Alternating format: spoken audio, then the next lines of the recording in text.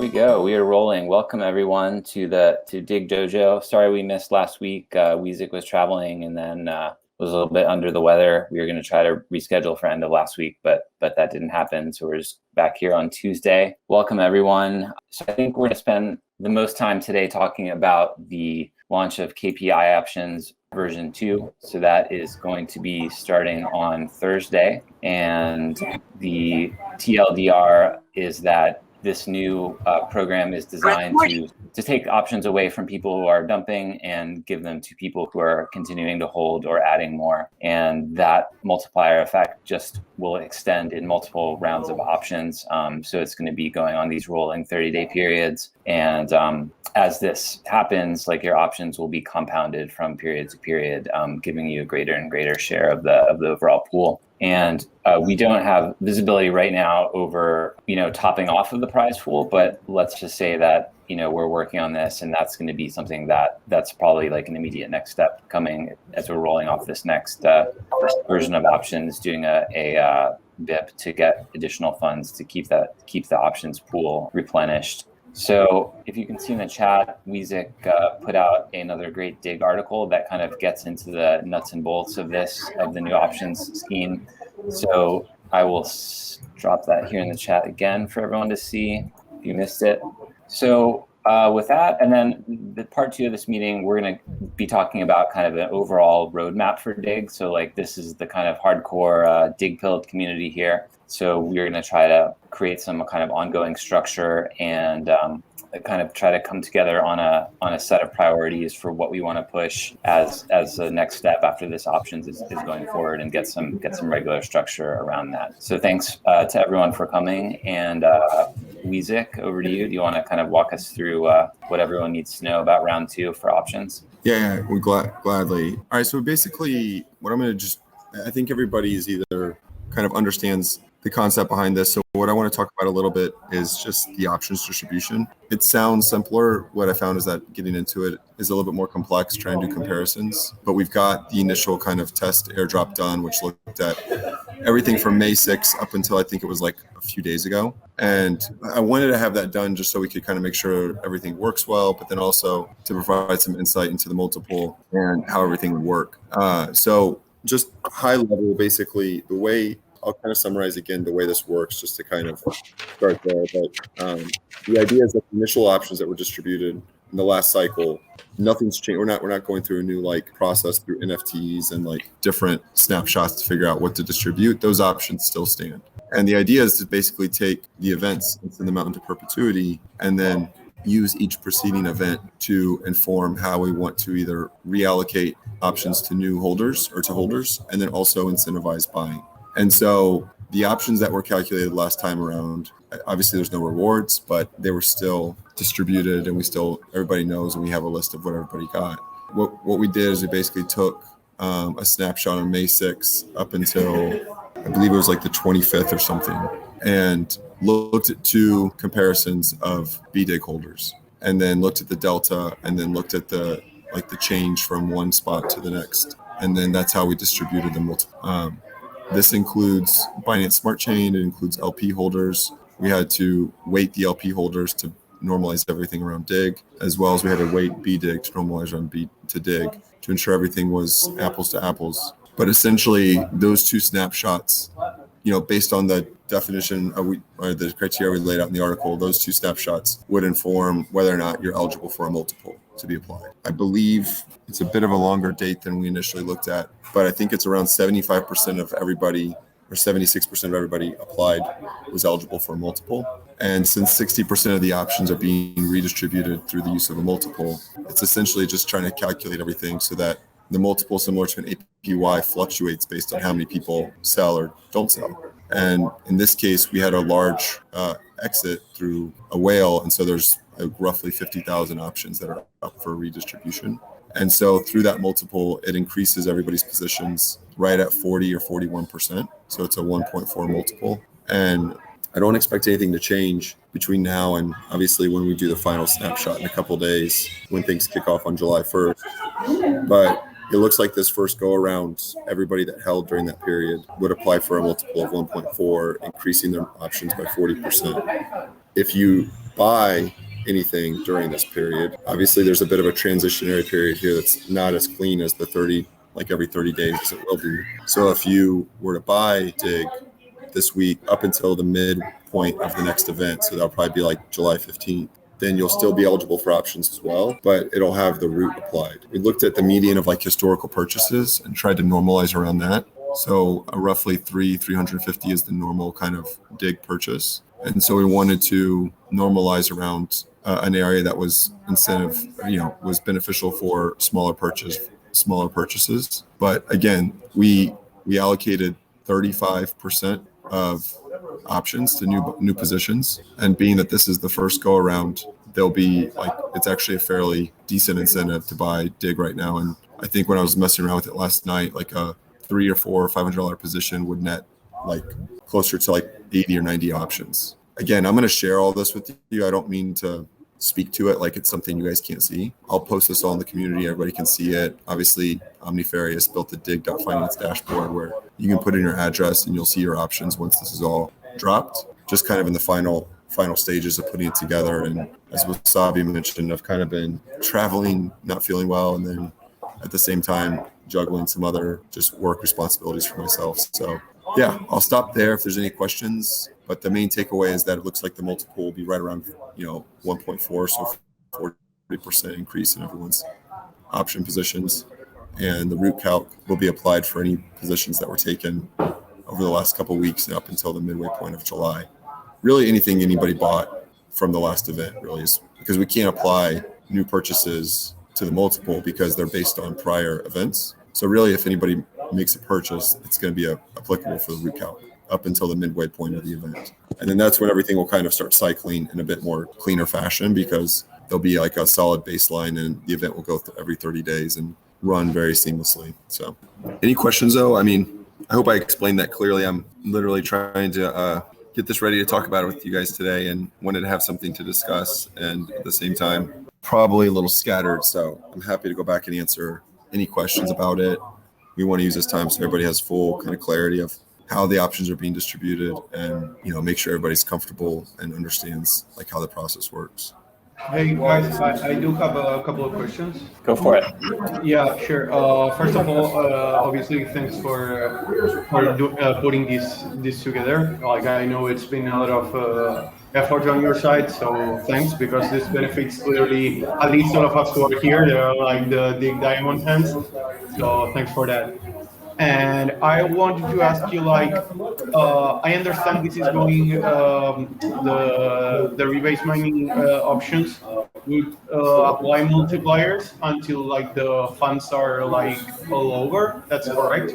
Like, do you have an estimate of what would that be if like probably this trend continues? Sorry, I think I have some background noise. I'll mute when I'm not speaking, but I'll say this and then go on mute. Yeah, so this has been kind of order of operation, like first priority. And so the first thing was to get the article out, explain how it works. Second is obviously getting the airdrops calculated. And not only that, but like this is going to be every 15 days for us, because there's going to be essentially a look back on the first of the month that looks at the previous 30 days. And then at the midpoint of the month, you're looking at a look back of the first of the month to figure out who purchased. And so I wanted to get a process that's obviously not going to be labor intensive on a go forward basis. And so once we get past these next few days, the next part of this, just to be very transparent, is that I'm going to write a BIP that basically continues to allocate funds to it too. So when I initially wrote the proposal that was in general discussion, it had included a percentage,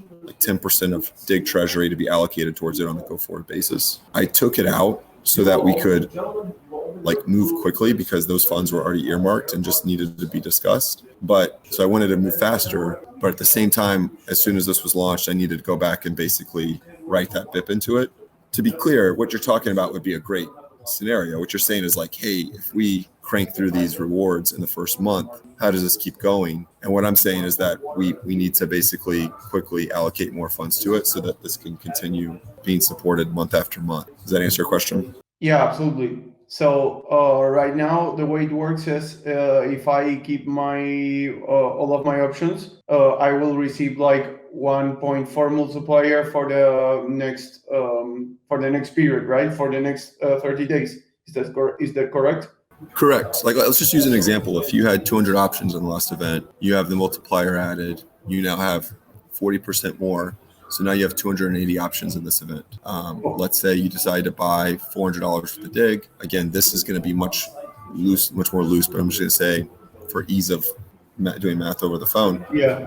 Buy $400 with the DIGG, you get 100 options, right? Yeah. So now you're sitting in this rebase event with 200 plus the 80 from the multiple plus 100 from your purchase. So roughly 400 options, 380 options. If the event ends and unlocks, let's say momentum really kicks up at the end of the event, you unlock 6-7 days of rewards and you get paid out on those options. Now, in the next event, you've got a much larger holding. Assuming you didn't sell any DIGG, you're holding a much larger baseline of options that now that same process repeats. And so now it looks at everybody that held during that period. And again, reallocates option from sellers to buyers. But I would expect the multiple to go down, right? Like as fewer, as basically as people as the idea is that this should help driving people to say like, hey, if I don't sell, it's kind of like this momentous effect. Like DIGG goes up in price, we hit positive expansion, and I get more options.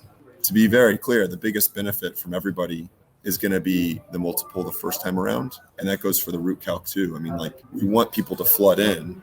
And as we flood in, that's going to, as events progress, will likely minimize the multiple and, the return on options when you buy.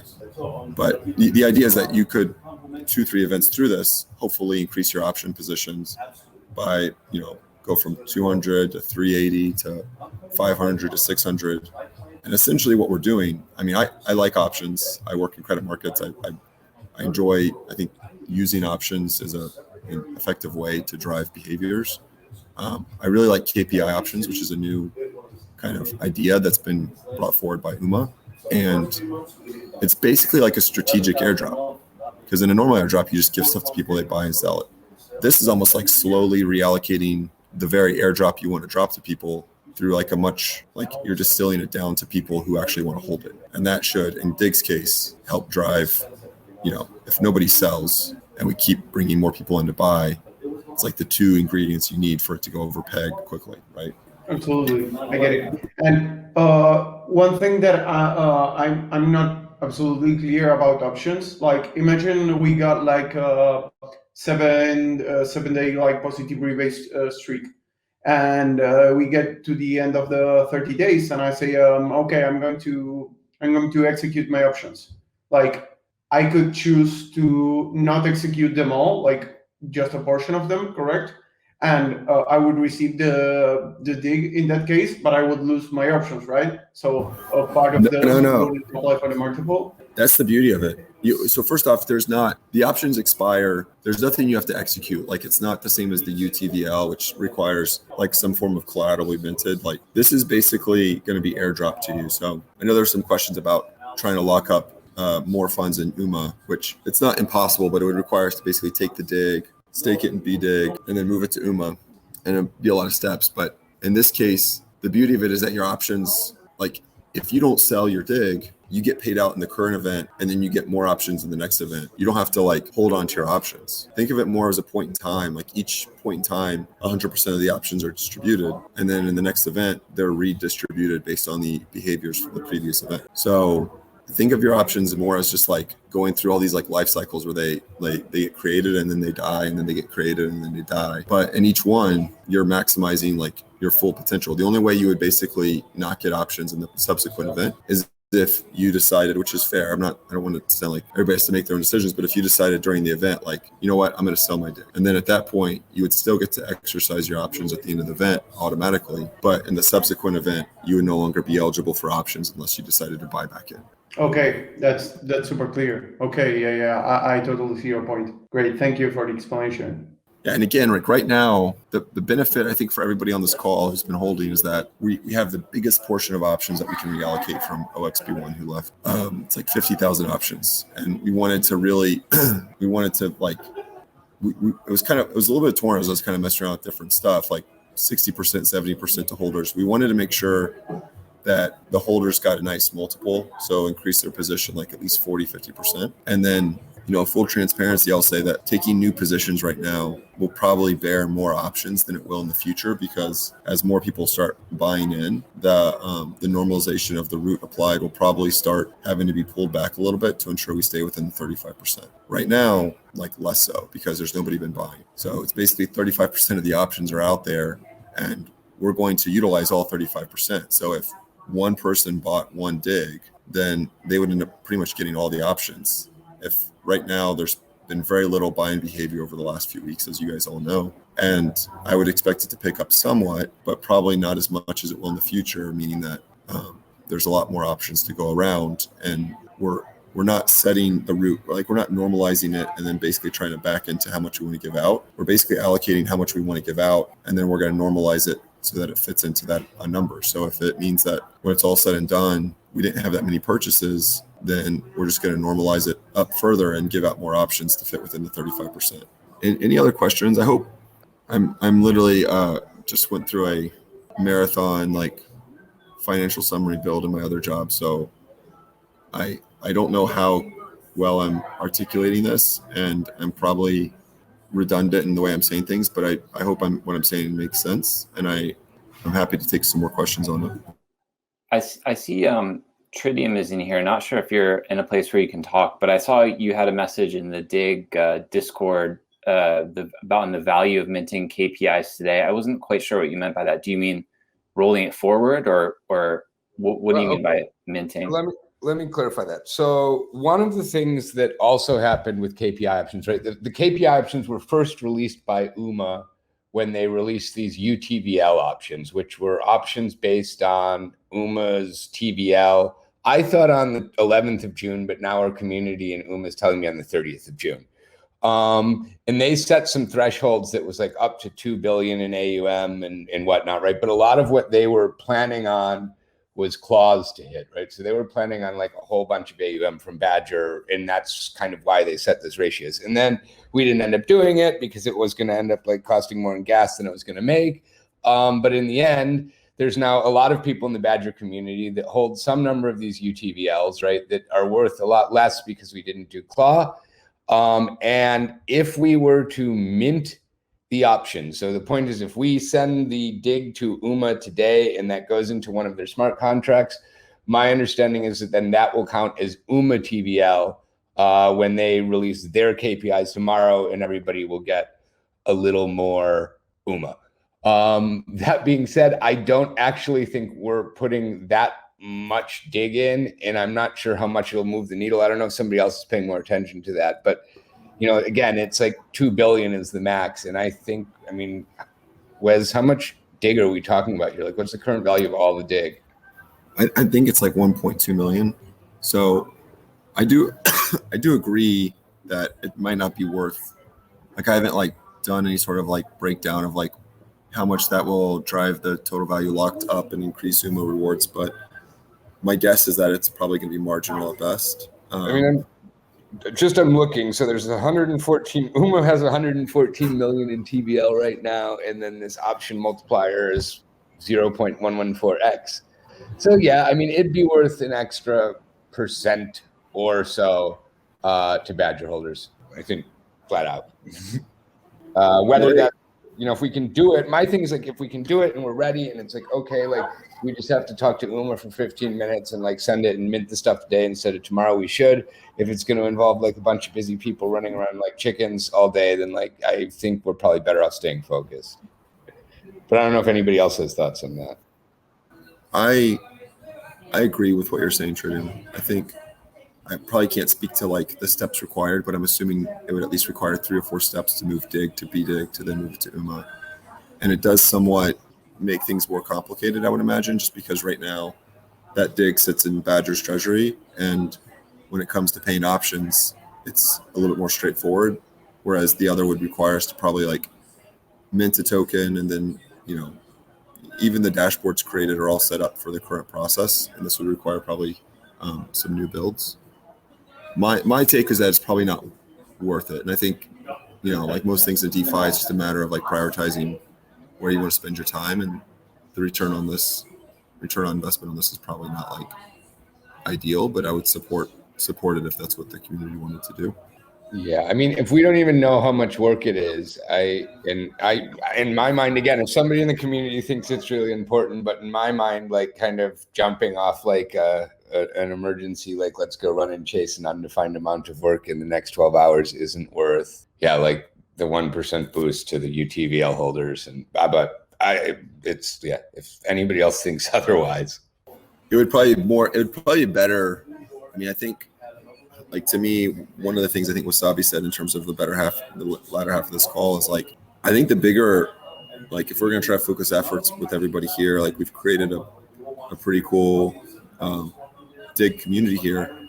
It's probably more practical and more important to start trying to, like, organize a bit more efficiently, and, like, even think about, what are the next, we've got KPI options launched. It's, in my mind, not like, bringing DIGG to, like, the stage of, like, okay, this is, like, the purpose of DIGG.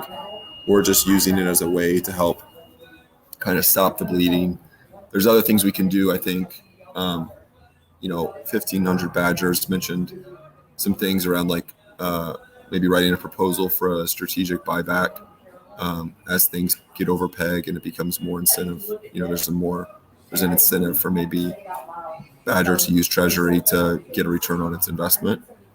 I don't know what would be the best, but it would be good to start formulating a bit of a roadmap here to kind of think what the next 2-3 months look like. And then I think that gives the group more freedom to kind of operate within kind of mini communities and not feel, hopefully I don't feel hamstrung, but, like, I've tried to respond to everybody when they DM me, as I know Wasabi has too, but sometimes I feel like I can be a bottleneck, and I don't want to be a bottleneck. And so I think if we can create a transparent roadmap that doesn't have to be overly complicated, but gives everybody comfortability to kind of run with what their ideas are, that would probably be a good use of time too.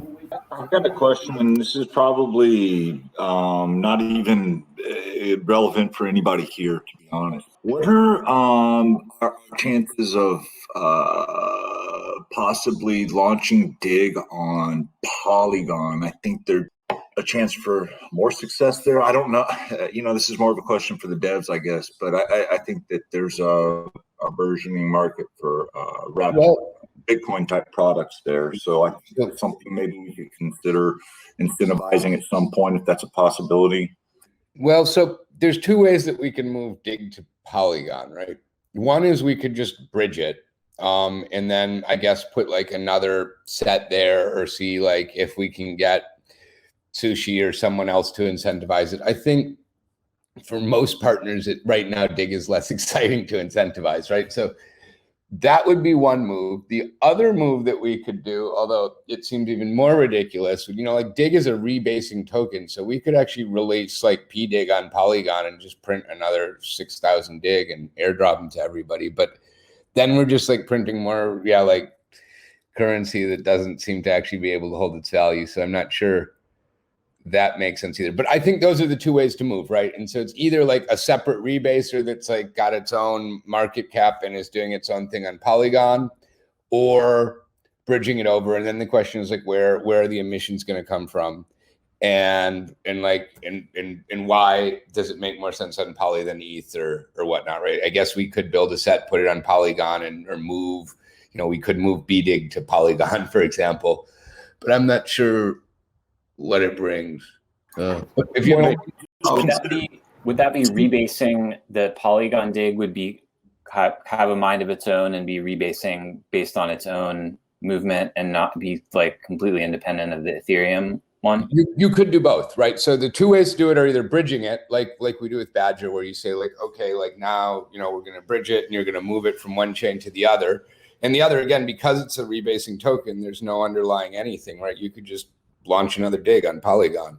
And then it wouldn't bridge, or you would have to bridge them both into each other. Or, I mean, you could almost kill the Ethereum. If you really wanted to go crazy, you could kill the Ethereum DIGG, right? And let everybody like burn their Ethereum DIGG into Polygon DIGG and airdrop some more. There might be some way to think about bringing them together. But anyway, those are the two options. I think what 1500 said is that he's right, that for a little while, there was ETH BDIG on Comet with some incentives, so we could do something like that as well.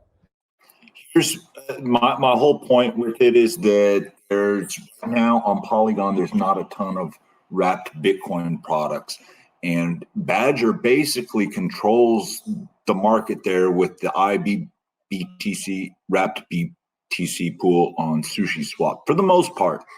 I just think that there's an opportunity for us there, since Badger already controls the most dominant wrapped Bitcoin pool on Polygon. I don't know exactly how to implement it, once again, but it was just an idea. I'm just spitballing.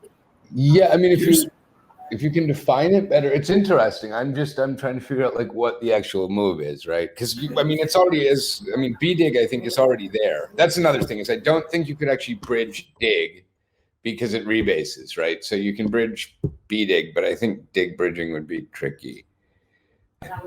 I think my take on it right now, generally speaking, is that more DIGG is not necessarily beneficial. So whether it's emissions or whatever, I think I could be the only one that thinks this, so I don't want to take this as right now, DIGG is basically a short-term speculative play in the likes of Ample.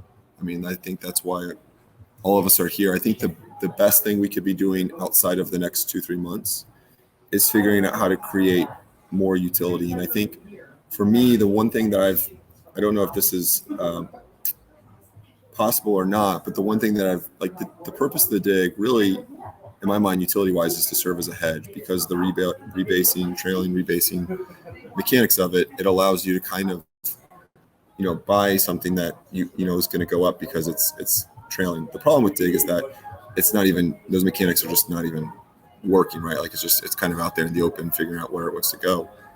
I think one thing that might help with it, and I don't know if this is plausible, Tritium, and I feel like you probably have a good take on it, is creating a synthetic index. So like IBBTC is 4 parts BTC representation, but 100% collateralized. What if you had one that was 4 parts BTC representation with 1 part synthetic? It would always trail Bitcoin. It would stabilize DIGG because it would be partially collateralized now through this index, and it would give everybody the hedge exposure they want. That would be a really cool thing where DIGG would have tremendous utility, because I think it would actually serve its intended purpose. So you're talking about like a fixed ratio.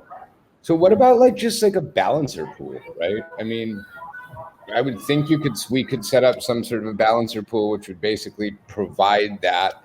And then if you wanted people to be able to like buy and sell it, you could incentivize liquidity on those balancer tokens, like back to Bitcoin.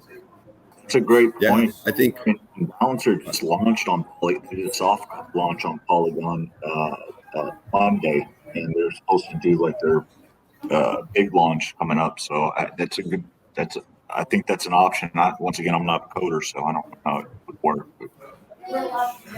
The takeaway here is, whether it's Balancer or this index, I think the takeaway here is that the utility of a non-custodial synthetic rebasing token like DIGG is to provide a hedge. Like, it provides you some sort of like ability to navigate Ethereum, yeah, but not any better than WBTC or anything else. It really provides you a way to like hedge the volatility of Bitcoin. But the problem is that it doesn't do that today. And so any way that can like partially collateralize it will have 2 objectives that like both benefit. That one, the partial collateralization will by definition help stabilize it, and then it will actually serve more. You can still keep DIGG. It'll be like your if you really want to get crazy, you can go out and buy DIGG. But I imagine more people will be more interested in buying something that's like trailing Bitcoin by 5 or 6% versus 30% on a regular basis. What's the difference in effect of a partially collateralized versus what we've been talking about with the stability vault, where there's WBTC in there that's being used to buy DIGG when it's under? Like, what's the stability vault? Just think of it as like it's like the whole reason they wanted to wait until DIGG got over peg. I mean, the KPI options were initially launched to help drive DIGG over peg, so then we could move DIGG into WBTC and fund it.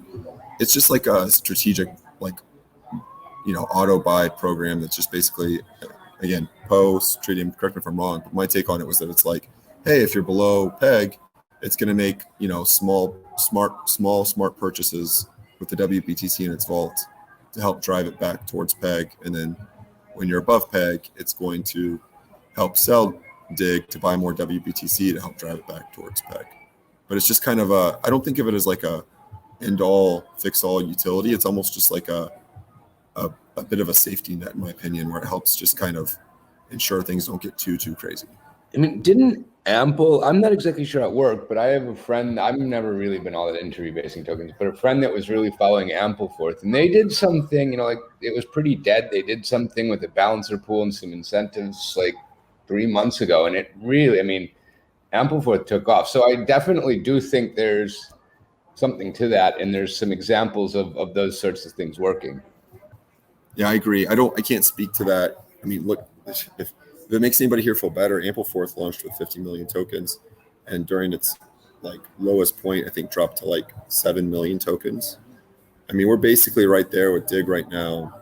The short-term play on this is purely speculative, in my opinion. Like, I would like to see the same Ampleforth run that DIGG ran. There's obviously no guarantees for any of this, but I do think the options program will help that.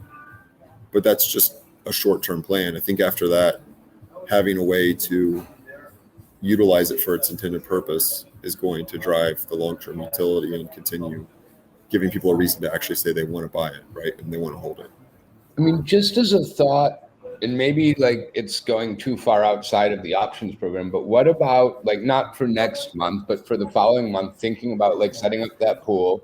And then again, you can just, instead of providing dropped options to DIGG holders, you can provide it to the people that, LP that pool or whatnot, right? So you can use those same dropped options to actually incentivize other sorts of behaviors that then if they don't work, don't cost much money. And if they do work, we pay out a bunch of DIGG, but in the end, like DIGG's high and everything's good. Yeah, or we could just allocate more. I mean, like, honestly, I think my take is that from having conversations, like the core team appreciates the work that this community is doing. And I think there's an appetite that if we were to write a business plan that allocated additional funds to kind of help do what Tritium just said, I don't think there'd be a lot of pushback as long as it was, a good use of funds that could be, and which I think we could articulate well when it would be, but I think we could probably allocate more funds to increase options for that too.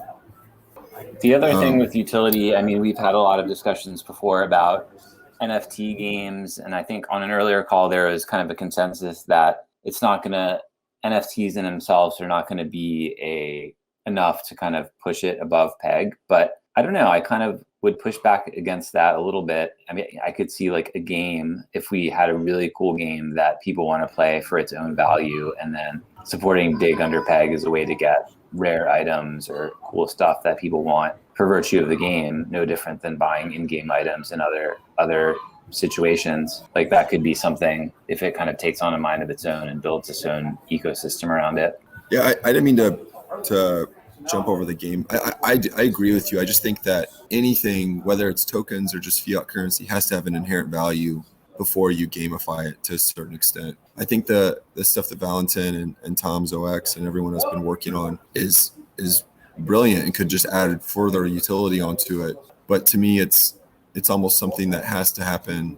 Like the NFT game is not going to be an incentive to bring people in just right off the bat. But I think it can happen in parallel and just be one more piece of momentum that helps drive DIGG back to peg, right? It's part of the roadmap, in my opinion, and I do think it would help.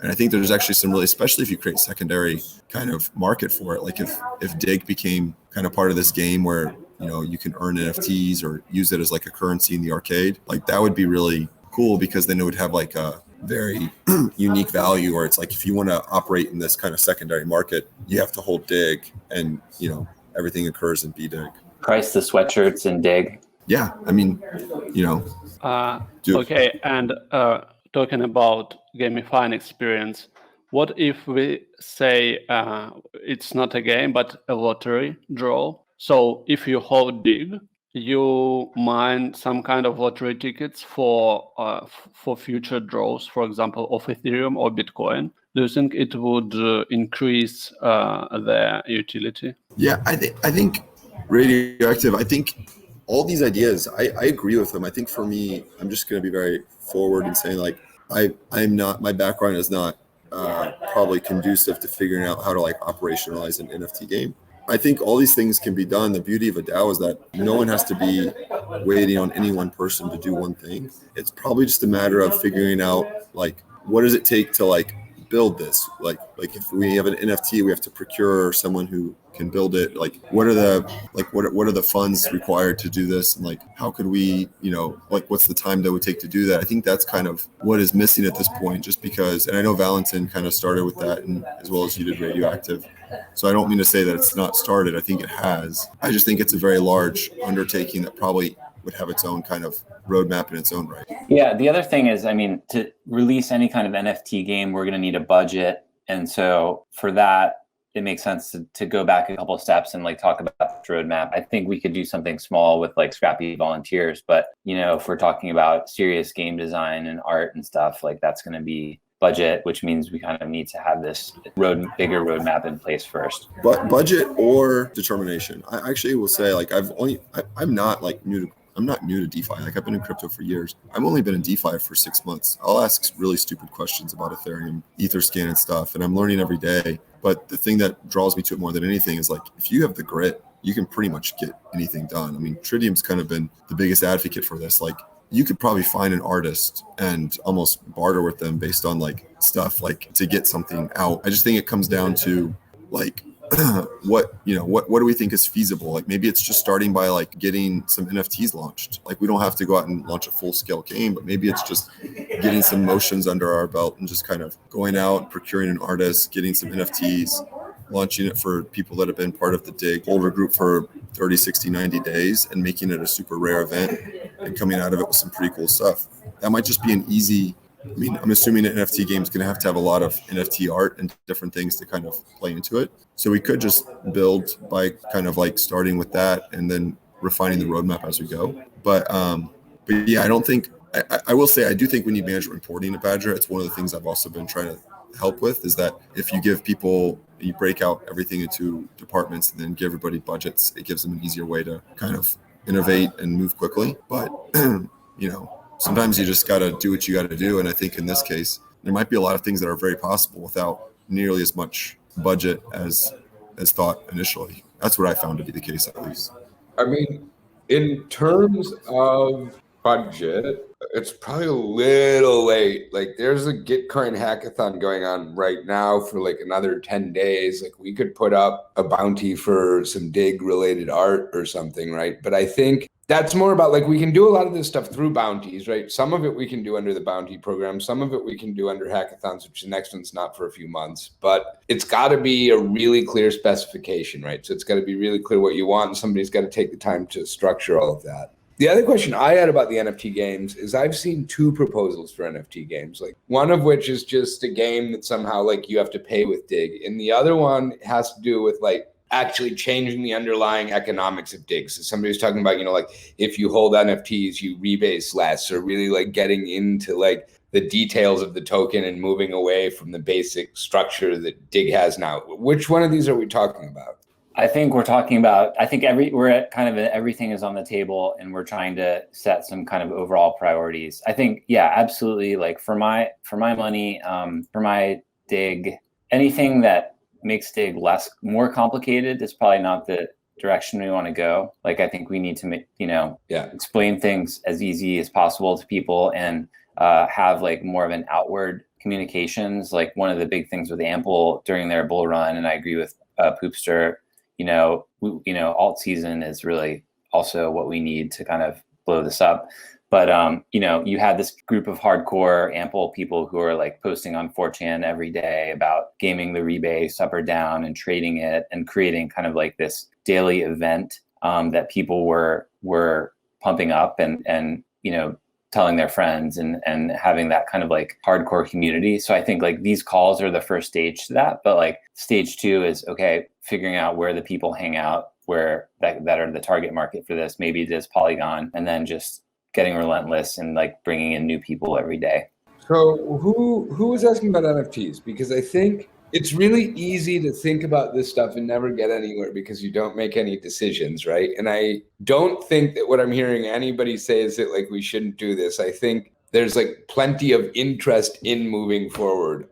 Keela Gold, who has been doing we actually have a dev that's been working on some gaming stuff and is into DIGG. So I'll try to get him on this next dojo so that you can think about that a little bit. But again, like, you know, a lot of this is like just writing a specification, writing down what you want to build, writing down like what resources you need to make this happen. And then we can start thinking about doing that. Yeah, and I'll just offer, if anybody wants help building a business plan, I'm happy to help. I mean, that is maybe the one thing I can offer value in this, is that if you're just thinking about like, how can we go about this, that is something I'd be happy to help people on, because I think it helps give everybody a chance to continue doing it more and more and contribute in many different ways. Yeah, and well, saying about this lottery draws idea, well, I'd like to build a business plan for that, and I think that is something that could be done with not much resource, maybe a few weeks of their work. But yeah, I'll be happy to come up with a business plan for that. Well, so real quick, a few weeks of dev work is about the most valuable resource at Badger, right? Like we don't have a big dev team and they're busy and we're trying to get organized and we already have too many priorities. So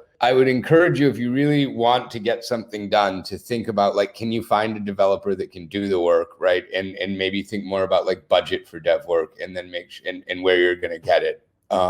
That may change in the next like month or two. We're onboarding some more developers, but like right now that is the most valuable resource we have, and it's hard to deal with prioritizing that. Can I ask a quick dev question, Tridium? How easy would it be if we just got a pack of 16 or 30 NFTs made and distributed them as a lottery and have that added to like the official Badger NFTs that are counted in like your Badger score? Like, is that a heavy developmental lift? I don't think that the lift there is the economics lift, right? So like we've been thinking, I think Poe's on the phone, but he's been thinking for the last like month about how to like really make Boost work, right? Hey, Boost isn't working super good right now. The idea is like everybody would want to own Badger and they would get more, and it was supposed to be like an exciting thing. So we're thinking about restructuring that, but there's a lot of economic sensitivity there. So I guess, yeah, like if it makes sense to Poe and we've got time to think about that and the economics work, I don't think, like the development effort to add additional NFTs to the Boost is super big. And I would propose that it would be easier to think about the economics of adding 30 more NFTs. Realize that we've only got like 6, so that would be like a lot more. In the case where the economic effect is only on DIGG, right? So if they were DIGG NFTs that did DIGG stuff, I think it'd be a lot easier to like convince everybody that we should mint a lot more than like the Badger NFTs that I think we really want to keep pretty rare, and then just figuring out that with whoever you need to figure that out with. I don't know, Poe, you're on the line. You got any thoughts there you want to type in, or there you go. Shouldn't be too hard. Okay, yeah, 30 was just an arbitrary number, but some number of NFTs. I'm happy to do the specifications and get an artist to do them. What I would think more about is like the total NFT supply, right? So if you take, there's the jersey NFTs and then the meme NFTs. Right. Like we really shouldn't be increasing that supply by more than like 10 or 20%, I would say, with a single event. Although maybe that's something you could get more feedback from Poe about. But as long as we're not like flooding the market with NFTs and bringing the value down for all of them, I think we could work something out. Cool. So in terms of bringing this in for a landing, we're at about an hour here. The main ideas that I hear are some kind of NFT game, lottery, launch on Polygon, Weezik's synthetic index idea, balancer pool. Those are the main ones that I've written down here. So what if we put these together? I'll write up like a sentence on each of them, and we'll stick that in the DIGG the DIGG thread in Discord, and kind of set up like a straw vote. I don't know. Is there a way to create a poll in there just to kind of get some way to gauge interest on the desirability of these different ideas? What about if we first have some kind of presentation or like maybe one pager about every idea to just have an understanding of pros and cons and scope of every of those ideas? I'll just say, I think you probably just do, Wasabi, just like a quick like vote 1, 2, 3, 4, or 5 to kind of see what generally people are gonna. Yeah, I mean, like real quick, I think emoji voting works great, right? So you can just put a thing and then like have numbers and you put the emojis there and people can click on it. I think I just totally lost my train of thought. Sorry. I think what Trim's, I think you were probably gonna say something I was gonna say is probably very similar, so I'll just go with my thought.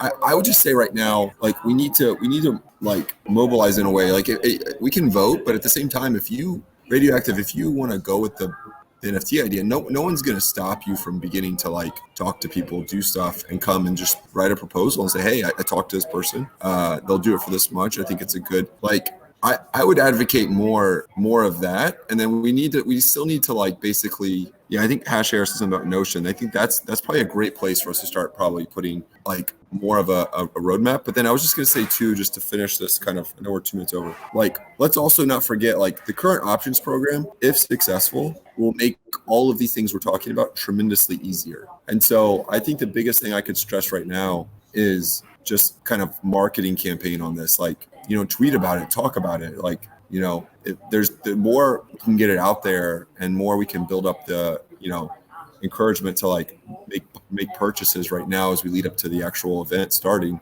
the better. Because I think positive momentum is what we want more than anything on this event. It's going to run in perpetuity, but like the lack of positive momentum is really what killed us in the last event. So if we start off strong and people are excited, it's just going to kind of create a snowball effect. Yeah, and I guess just to kind of double up on what Wasabi said about work, like, like we're a DAO, right? And we've got a big community and there is no shortage of ideas, right? And so actually sometimes the challenge for us is dealing with like how many ideas there are. And so the things that like are super interesting and the people that are super interesting to us are the people that come, they have an idea, they say, do you like it? You say, yeah, that sounds interesting. They come back, they're like, okay, like it's half built, here it is, what's the next step, right? So the things where somebody comes with an idea and the ambition and the drive to make it happen, and you just have to like say, yeah, cool, and support them a little bit along the way, right? Like those are the people that we're looking to join our team. Those are the community members that are going to be able to have like real impact. And so I would really just encourage anyone that like wants to get involved to like take the bull by the horns and like push and work on your idea and bring it to life and keep working with the community and the team to bring it to life. And I think you'll see it'll happen, right? When it won't happen is if you expect somebody else to do most of the work for you and that person isn't there or focused.